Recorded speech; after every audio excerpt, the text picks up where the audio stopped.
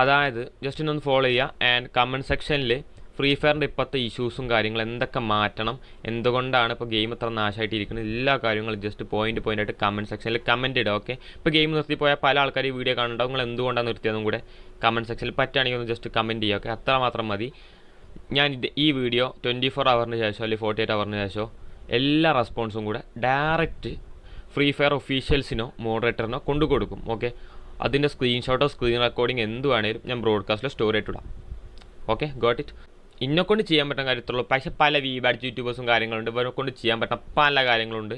പക്ഷേ ഇവരൊന്നും ഇതിന് തിരിഞ്ഞു പോലും നോക്കണില്ല. അവസാനം നമ്മളെ ഇറങ്ങണം. ഇതിൻ്റെ പേരിൽ ഇൻ കേസ് ഇന്ന ഫ്രീ ഫയറിൻ്റെ പാർട്ണർ പ്രോഗ്രാം നിർത്തി കളഞ്ഞാൽ എനിക്ക് no problem. Okay, no problem. ഞാനത് വേണ്ടാന്ന് തന്നെ വെക്കും. കാരണം ഇന്നെത്രയും വളർത്തിയെടുത്തതും ഈ ഒരു ലെവലിലെത്തിച്ചതും നിങ്ങളാണ്, ഈ ഗെയിമാണ്. ഓക്കെ, സോ നിങ്ങളോടും ഈ ഗെയിമിനോടും എനിക്കൊരു ലോയൽറ്റി ഉണ്ട്. സോ